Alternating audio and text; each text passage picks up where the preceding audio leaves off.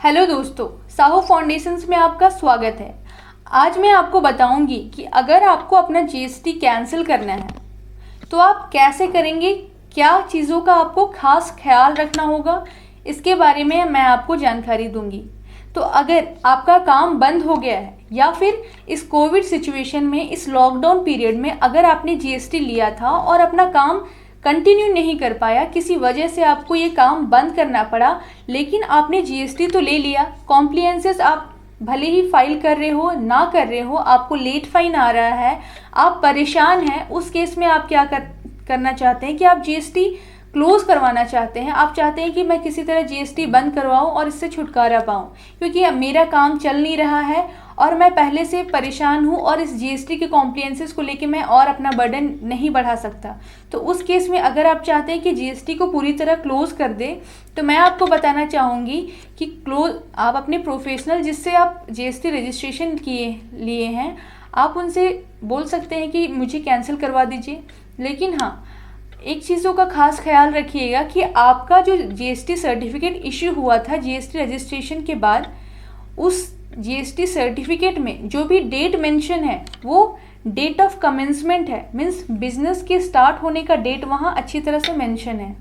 कहने का मतलब कि डिपार्टमेंट को पता है कि आपने इस दिन को बिजनेस स्टार्ट किया था, उसको नहीं पता कि आपका बिजनेस चल रहा है नहीं चल रहा है। आप चल रहा है तो फाइल कर रहे हो, नहीं कर रहे हो, उनको नहीं पता। वो जो भी देखते हैं आपके रिटर्न के बेसिस पे अनुमान लगाते हैं।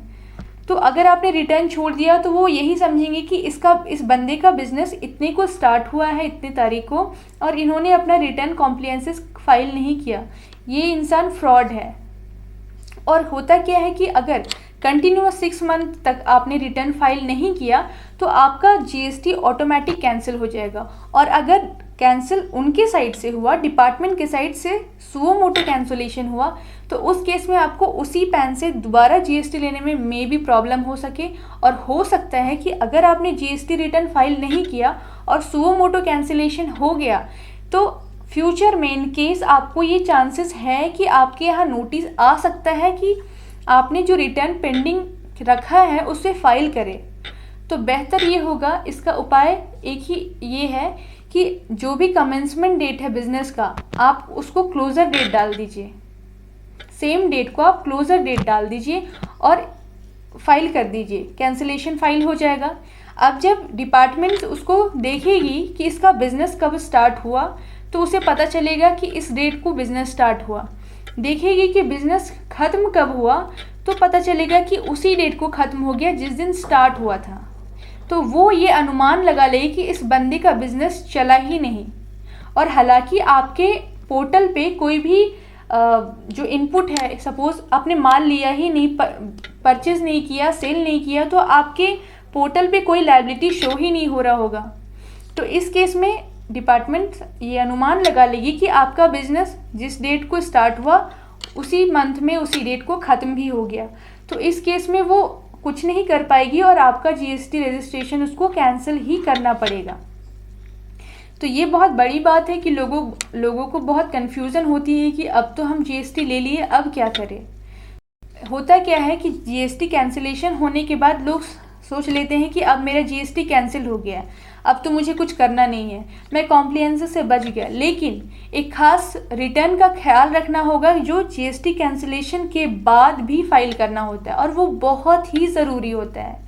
जीएसटी के स्टार्टिंग दौर पे क्या होता था कि जीएसटी रजिस्ट्रेशन लोग ले लेते थे, अगर कैंसिलेशन करना है तो उसे कैंसिलेशन भी कर देते थे, लेकिन एक रिटर्न जिसका नाम है जीएसटीआर 10, जिसे फाइनल रिटर्न के नाम से भी जाना जाता है, तो उस केस में लोग फाइनल रिटर्न के बारे में अवेयर ज़्यादा नहीं थे और वो फाइनल रिटर्न भरते ही नहीं थे। उस केस में उस रिटर्न को ना भरने से पेनाल्टी 10,000 रुपीज़ है, जो अभी कुछ दिनों पहले रिलीफ आया था कि 10,000 रुपीज़ नहीं लग के, मतलब वो तो कुछ दिन के लिए ही था कि 10,000 की जगह 500 लगेगा।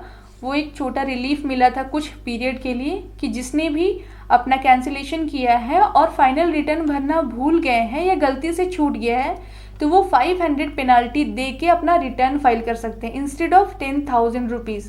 पर अब वो चला गया है।